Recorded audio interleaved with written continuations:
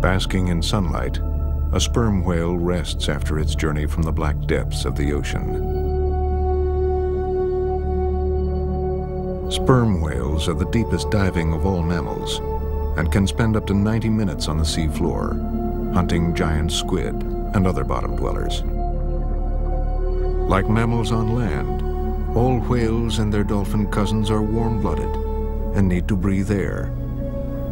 So how have whales adapted terrestrial organs to a life at sea so successfully? And what prompted their ancestors to move from the land to the oceans?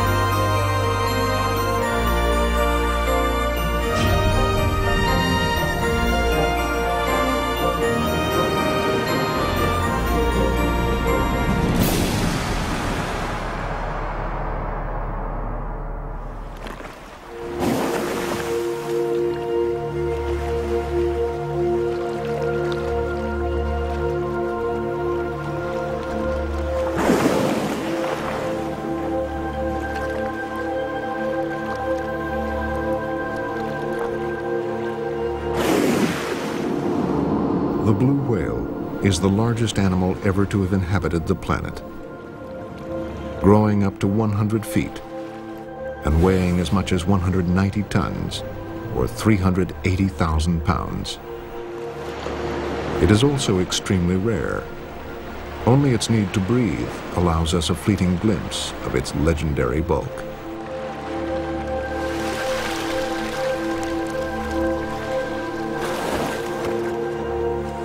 The blue whale belongs to the order Cetacea, which includes the great whales and their much smaller relations, porpoises and dolphins.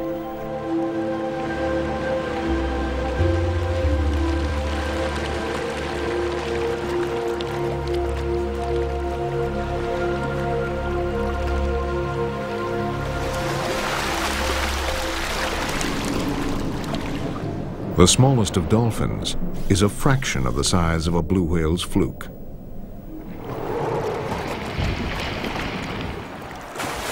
At a little over 4 feet, Hector's dolphins are also rare. Their range is limited to a few coastal areas of New Zealand where they hunt for fish near the surface.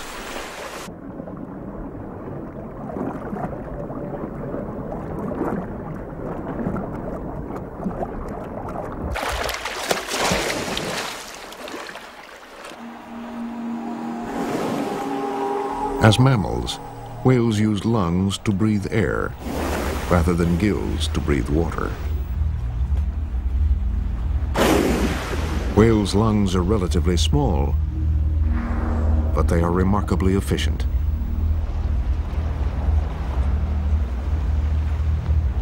When a whale surfaces, it can replace up to 90% of the air in its lungs in just a few seconds. But this efficiency alone cannot account for its ability to stay underwater, in some species, for as long as 2 hours.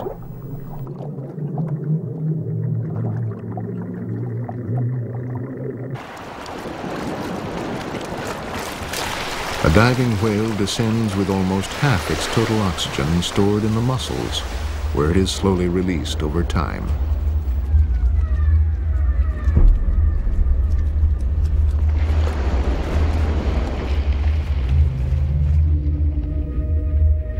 The whale uses this oxygen with great economy. Only essential organs, such as the brain, are supplied, while others go into oxygen debt until the animal returns to the surface.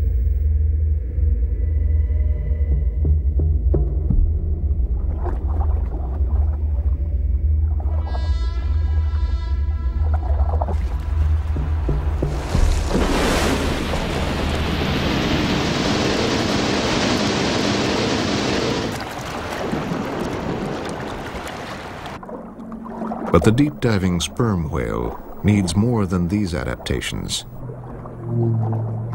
Its bulbous head contains the so-called spermaceti organ. Filled with a complex mixture of fats and waxes, one of the organ's functions is almost certainly to act as a biological ballast tank.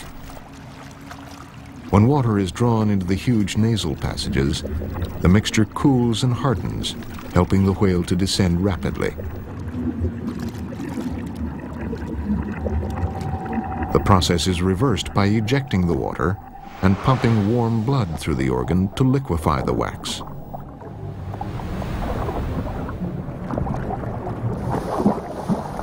All whales have bones that are light and filled with oil, which acts as an aid to buoyancy. It's also a vital energy reserve during periods of fasting.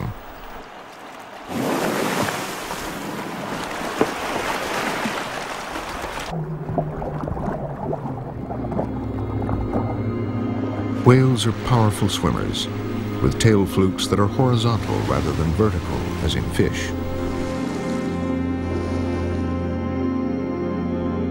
The flukes are boneless and consist of strong fibrous tissue. Powered by a pair of massive muscle blocks forward of the flukes, whales cruise at 6 miles an hour, with the fastest reported speed in excess of 40 miles an hour.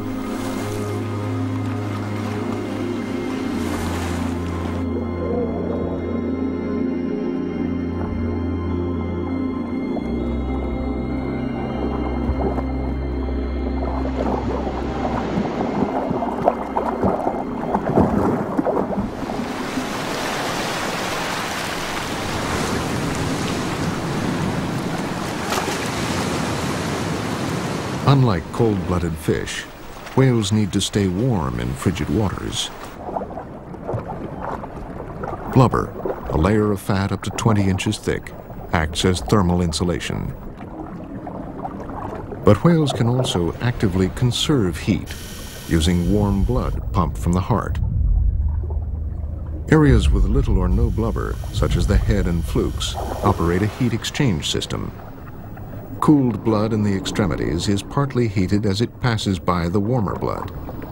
A vital adaptation, because heat from a body immersed in water is lost around 25 times faster than in air. The very cold waters thousands of feet below the surface are the natural hunting grounds of the sperm whale. Sperm whales are the largest of the toothed whales, part of the group that includes the orca, or killer whale. With up to 10 or 12 pairs of cone-shaped teeth, orcas can threaten even the largest prey, and it's the only whale that can kill other whales.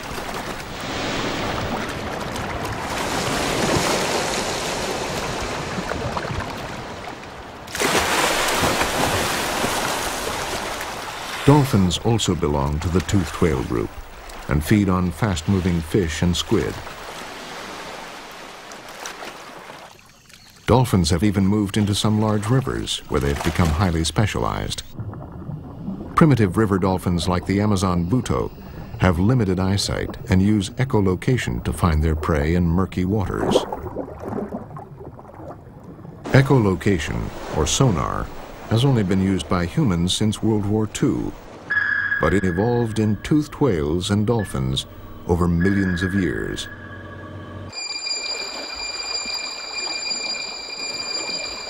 Dolphins emit short pulses of ultrasonic sound that bounce off objects, producing echoes which the animal uses to create sound pictures of its surroundings.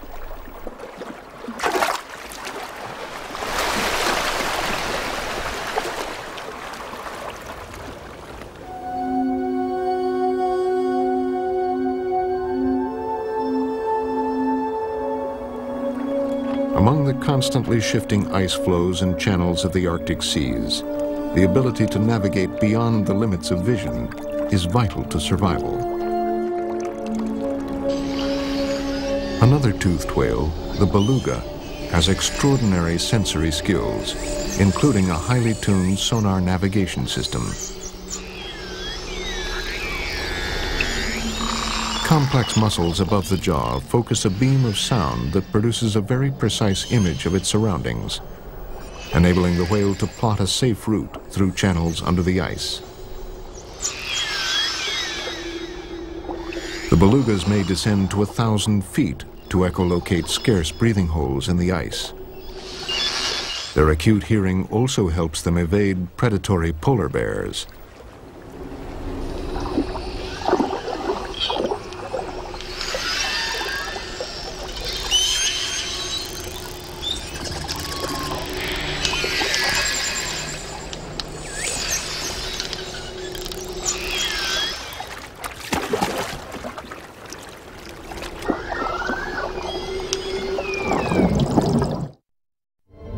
The largest whales, and therefore the largest animals on Earth, don't have teeth at all and feed on the world's smallest animals. These zooplankton in turn feed on minute sea plants called phytoplankton. Floating crustaceans known as krill are among the larger zooplankton. During the summer months, their swarms form concentrations dense enough to discolor surface waters for many square miles.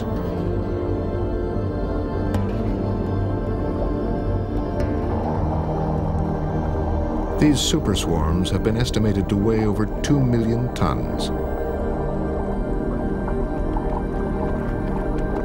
A blue whale feeding on krill may take in 130 pounds in one mouthful, and up to 4 tons a day in the richest Antarctic seas.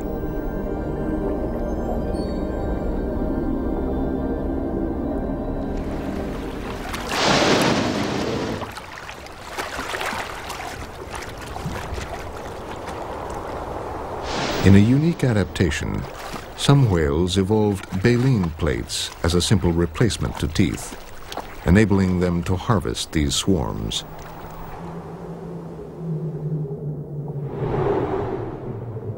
Rows of these plates are suspended from ridges in the upper jaw.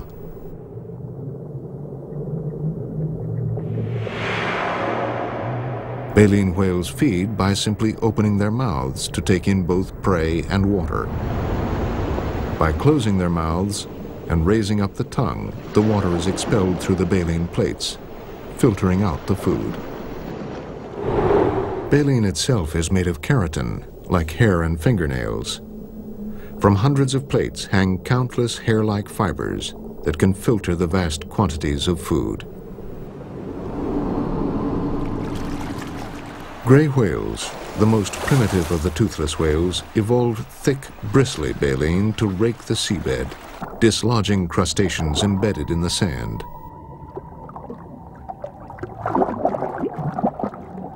Many whales spend most of their lives feeding, but the oceans do not contain endless supplies.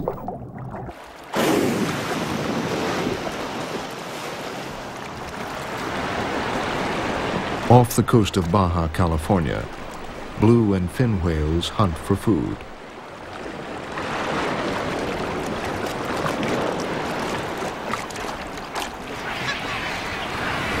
Fin whales grow to over 70 feet on a relatively small range of foods that include krill, squid, and some small fish.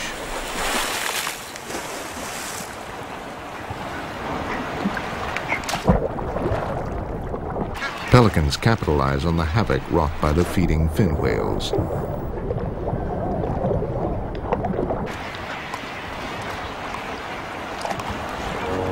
Large whales also require enormous amounts of food because they need to build up reserves for the less productive winter season.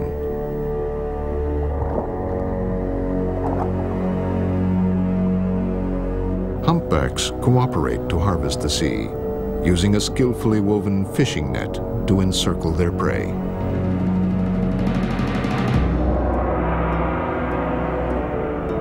Swimming well below the surface, they weave a net by forcing bubbles out through their blowholes, while moving in a spiral beneath a shoal of fish. The bubbles drive the fish towards the center of the net.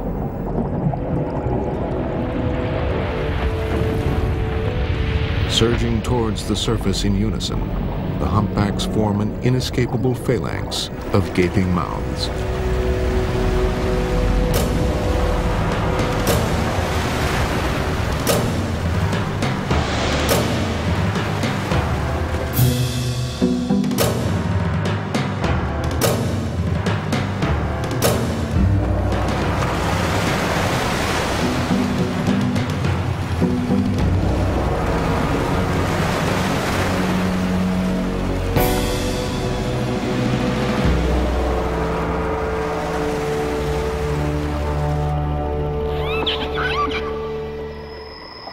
Orcas, or killer whales, cooperate in a different way.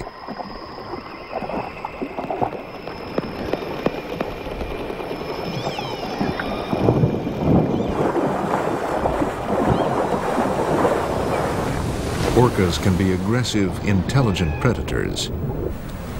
Here, they deliberately beach themselves to capture young sea lions.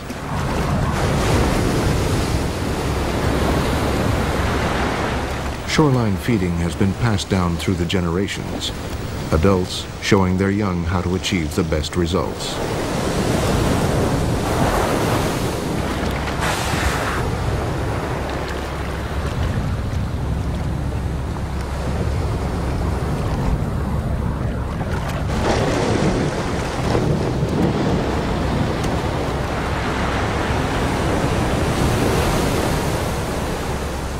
This technique echoes the moment in evolutionary time when the land-bound ancestors of all whales first became sea mammals. At that time, 55 million years ago, the drifting continents were changing the face of the Earth. India moved north to collide with Asia, forming the massive heights of the Himalayas from what was the floor of the ancient Tethys Sea. The remaining water, which today forms the Mediterranean, became shallow and more saline, fueling an explosion of sea life. On the edges of this remnant sea, in a primeval world of tropical swamps and estuaries, lived a group of animals known as creodonts. A subgroup of the creodonts, known as the mesonychids, hunted close to the water.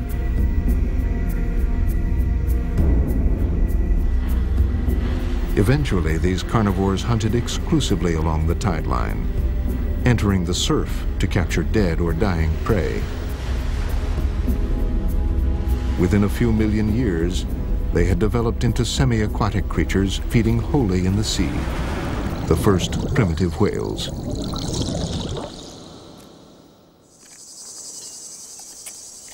In the last few decades, scientists have gradually uncovered the mystery of how a land mammal returned to the sea. Near Santa Barbara, on the Californian coast, new finds like this 12-million-year-old skull of a whale are adding to an emerging picture of how whales evolved. At this stage, scientists Louise Kieran and Lawrence Barnes are not sure exactly what is inside the rock.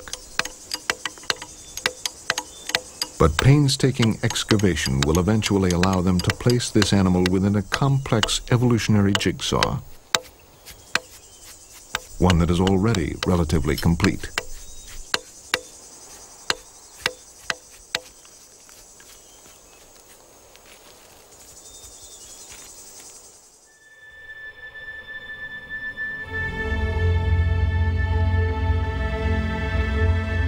The whale's story begins with the amphibious animal that evolved from mesonychids.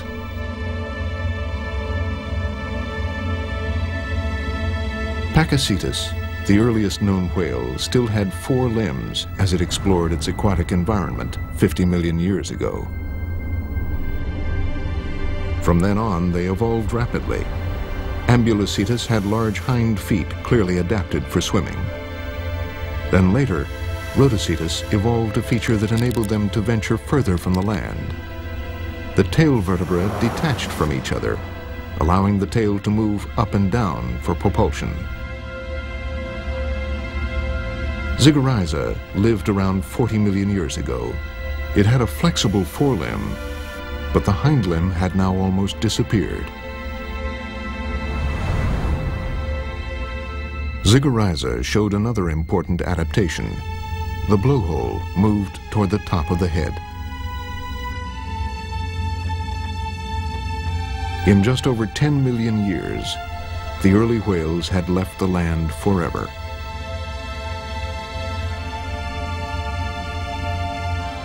These primitive whales had teeth designed to grasp and shear, but eventually they became modified to form long rows of sharp, uniform teeth.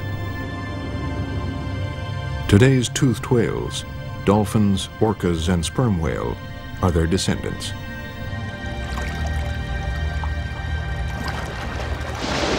Around 25 million years ago, The baleen whales evolved from a toothed ancestor. Even today, the fetuses of some baleen whales have remnants of teeth.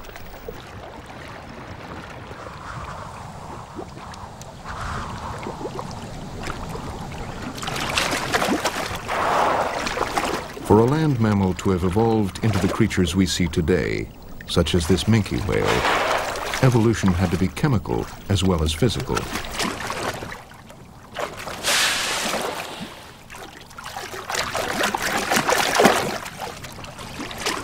Kidneys became specialized to deal with excess salt. Fluids covered the eyes to protect them from the saline environment. And body hair was lost. No other mammal has a covering so sleek.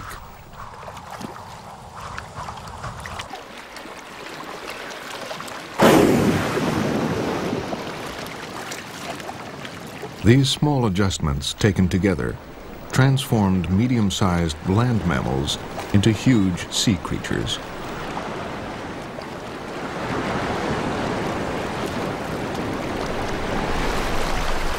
At just under 100 feet long, a Boeing 737 is shorter than the largest recorded blue whale. A blue whale's heart is the size of a Volkswagen. And the whale itself is 6 times heavier than the plane.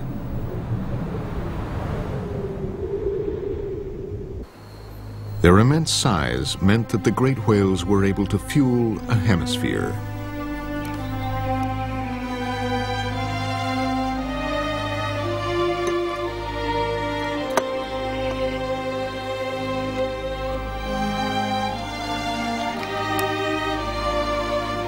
Whale oil lit the continents for many centuries, and later lubricated the machines of the industrial age.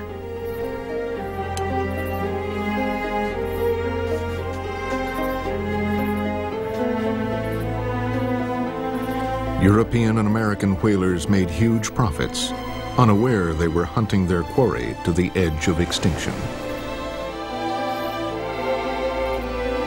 Whales were not only killed for their blubber. The strong and flexible baleen from their mouths was used in a range of domestic products, from corsets to umbrellas. Decade after decade, tens of thousands of whales were slaughtered to satisfy the needs of a burgeoning human population.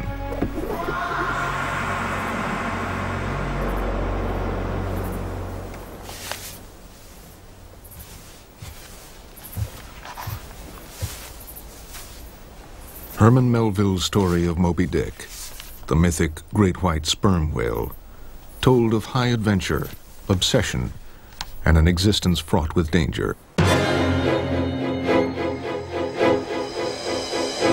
By the mid-19th century, whaling methods had changed little from earlier days of subsistence hunting.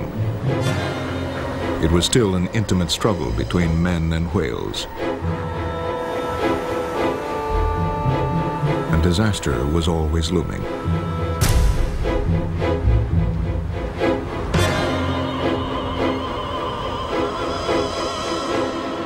By the turn of the 20th century, even the biggest whales were pursued in the polar regions and processed in vast factories, yielding handsome profits to the new whaling magnates.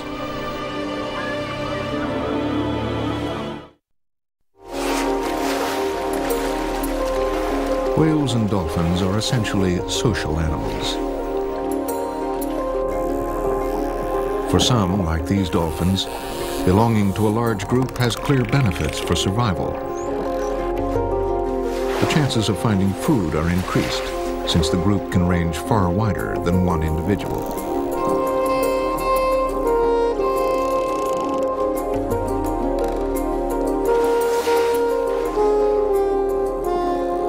Collective defense against predators is more likely to succeed, and grouping helps bring individuals together for breeding. The much larger whales rarely school, and the closest bond is probably between a solitary mother and calf. Baleen whales come together at feeding grounds and to mate, but then disperse rapidly.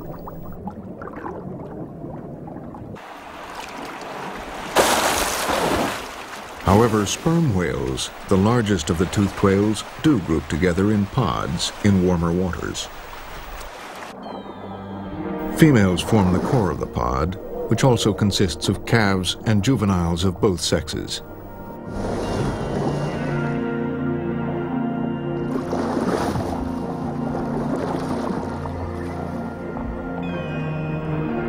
Sperm whale bulls spend most of the year alone, hunting in colder waters. But during the breeding season, they join the pod, forming a harem. In this rarely filmed display of strange and sensual behavior, all the sperm whales in the pod form a knot of writhing bodies.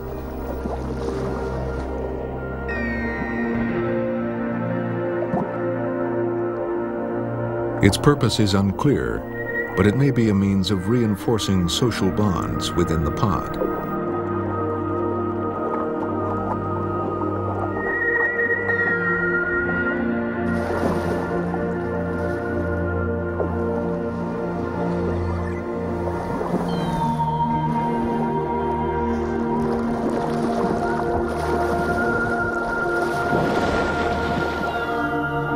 It may also have a more directly sexual function, since this encounter seemed to stimulate the immature males.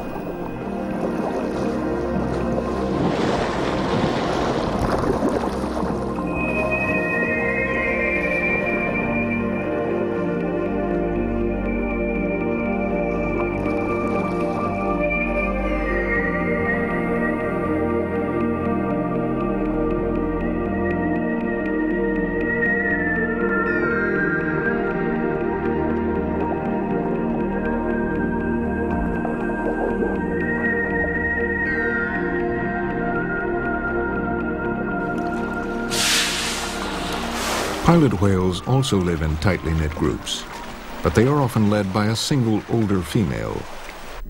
Strong social bonds like these may hold a clue to one of the most perplexing mysteries about whales: their apparently deliberate strandings on shore. Evidence from stranding sites suggests that some animals had parasitic infestations of the ear and brain, to such a degree that it may have caused disorientation. An infected dominant female could easily lead her entire group into dangerously shallow waters.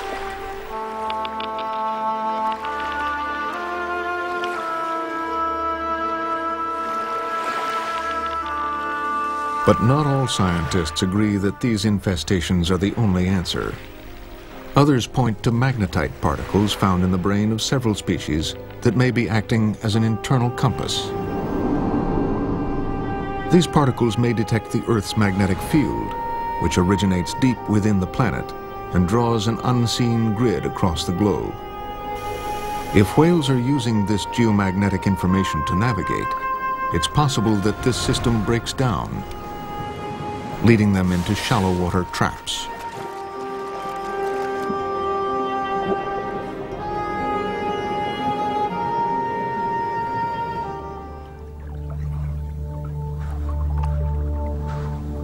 Spring arrives in the Arctic, and as the ice recedes, it's a time for renewal.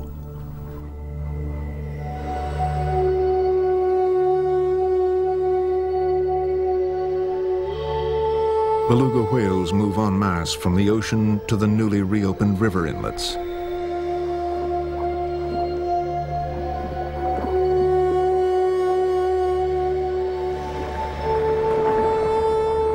All whales shed skin and parasites during their lives, but belugas are the only whales that migrate to certain areas in the Arctic specifically to molt their skin. They wait for the tide to enter the freshwater shallows, where a gravel and sand riverbed will help them remove old skin.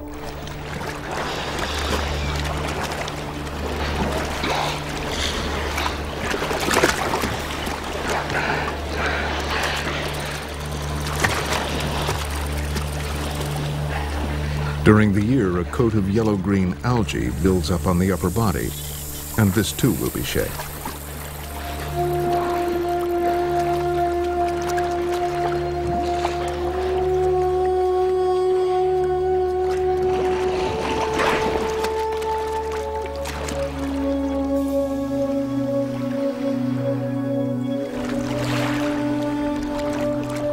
Small lead groups of beluga enter the river mouth, even though they are vulnerable to polar bears in such shallow waters.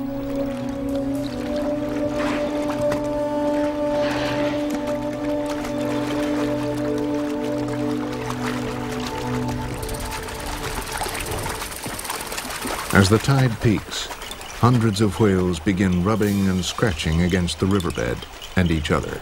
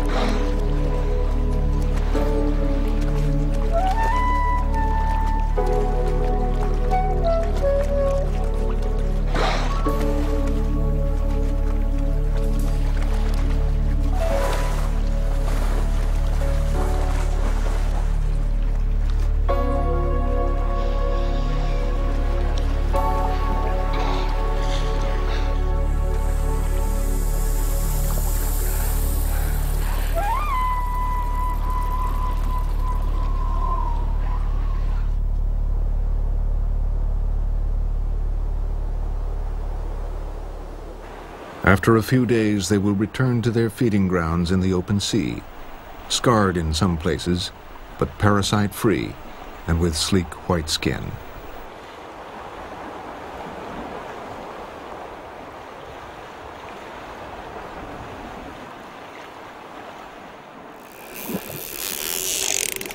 With the evolution of sociability among whales came the development of highly sophisticated communication.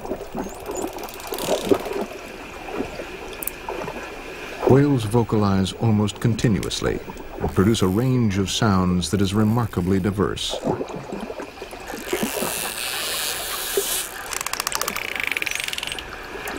Underwater, sound travels 4 times faster and much further than it does in air. All whales need to emit sounds over large distances for identification and to locate other whales in the wilderness of the sea.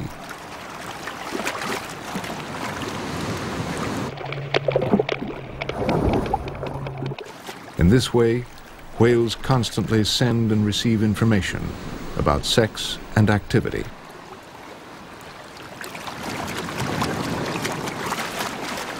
Sperm whales use a series of clicks known as codas.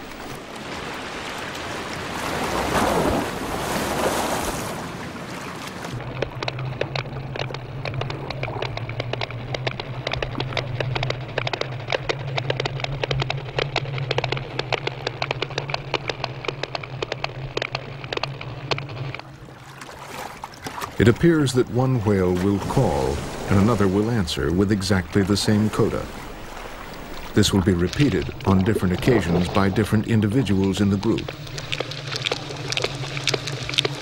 In other areas of the oceans, populations of sperm whales have different codas, indicating the existence of dialects within the sperm whale language.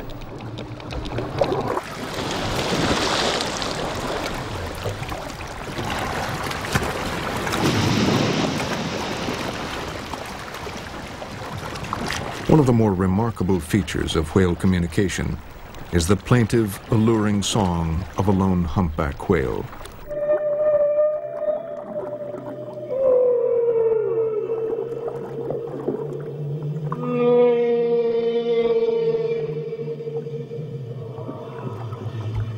In an attempt to attract a mate, a male may sing for more than 24 hours, with only a few short breaks to breathe.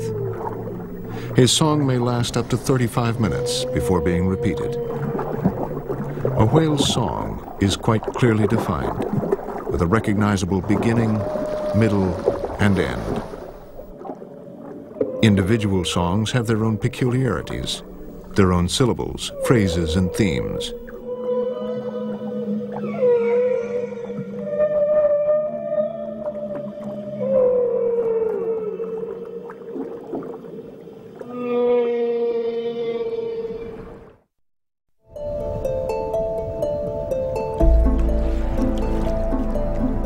Sound is one way of attracting a mate. However, for a female narwhal living in icy Arctic waters, sight takes precedence in the search for a suitable partner.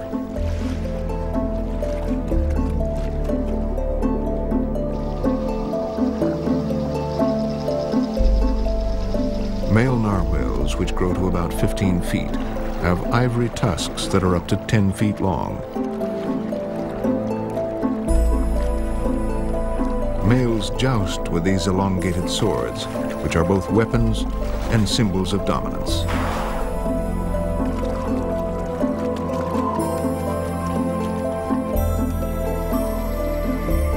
The successful competitor wins the right to mate with females, the strongest male passing on its genes to future generations.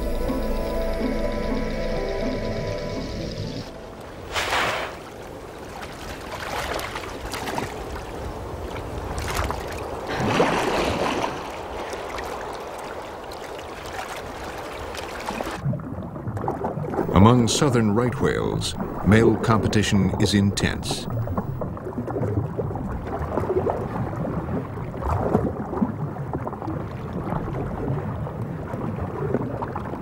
The idea is not to be the first to mate, but the last. Because southern right males have the largest testes on Earth, each weighing close to half a ton, the last male to mate not only deposits huge quantities of sperm, but washes out that of the preceding males. This gives his sperm the best chance to reach the female's egg.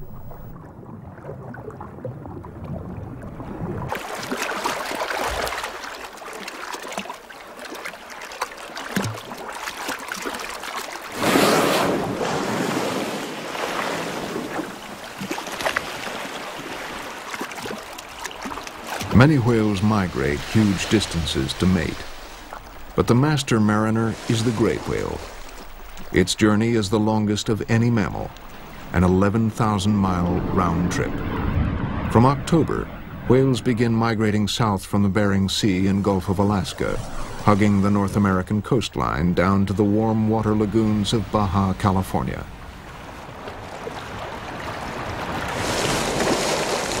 The annual migrations of gray whales are synchronized with their mating patterns. Conception and birth always occur in these Baja waters because gestation periods last 12 months. Calving every 2 years places enormous biological strain on those females that conceive regularly. But the warm waters of tropical breeding grounds may help sustain both females and their newborns.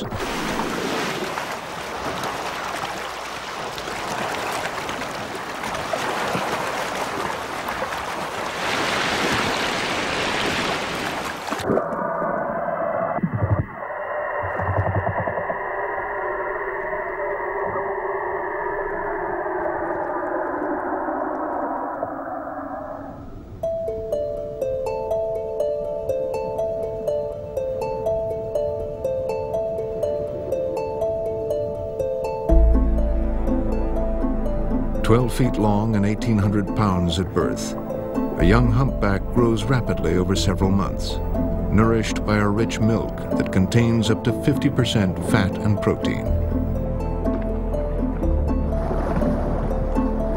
Before it weans, the young humpback may increase its weight by 5 times, feeding on 150 gallons of milk each day. Apart from the occasional snack, a mother will not feed while nursing its young, even though a huge amount of energy is used up to produce such a large offspring.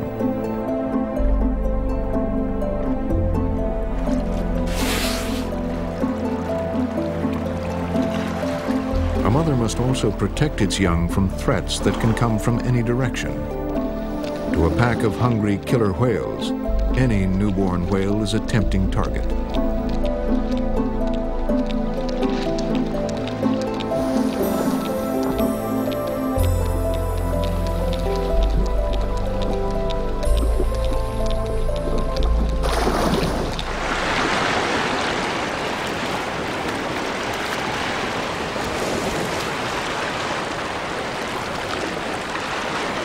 Of course, the greatest threat to all whales comes from another species of mammal altogether.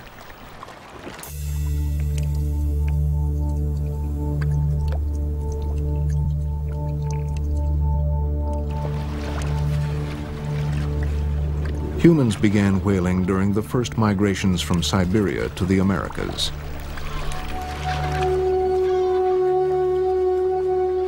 These early settlers survived in a hostile environment by making full use of dead or stranded whales as a rich source of food, oil, and shelter. Recognizing the whale's value, they soon developed hunting techniques to keep themselves supplied for the long winter months.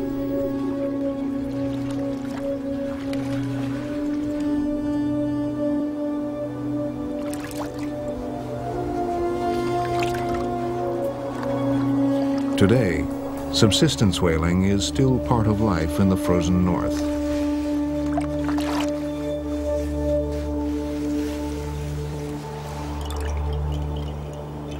This narwhal will provide good eating for the weeks ahead.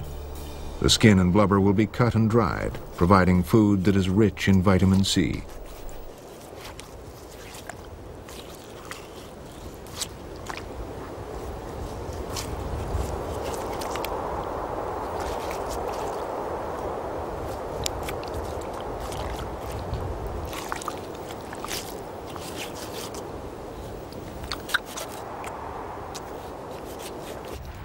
In earlier days, the slower species that came close to the shore, such as the bowhead and right whales, were hunted in open boats, using handcrafted spears. Most of the animal would have been used, including dried bones used to construct frames for shelters.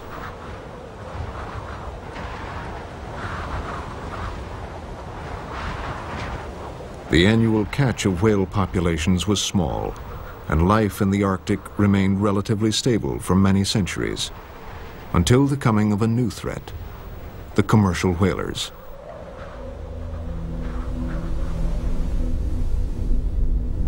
But today, the mass slaughter of the great whales is all but over.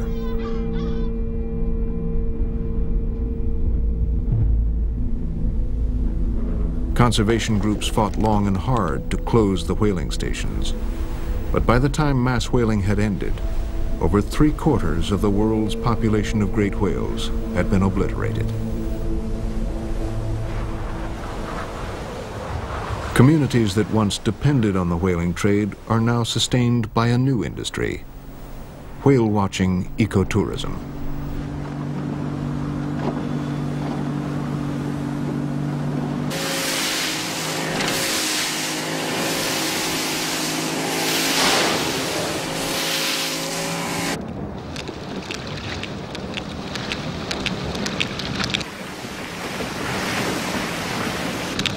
Even though many of the whales are protected as endangered species, it may be a century or more before the most heavily hunted can recover.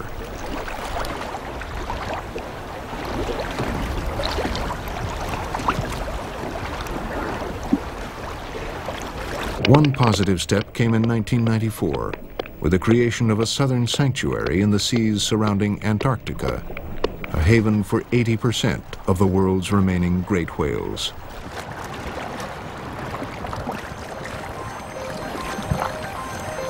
During a 50-million-year odyssey, myriad sea mammals evolved from a terrestrial creature that hunted the shores of ancient oceans.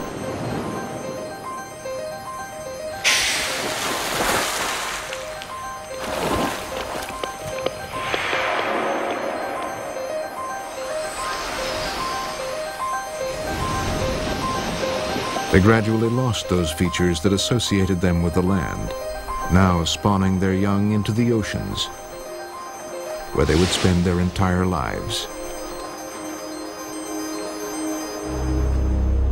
Adaptations to new food sources created a mammal without teeth, the baleen whale. New ways evolved to navigate the immensity of the sea, to dive to the bottom of the ocean and overcome the dangers of the deep.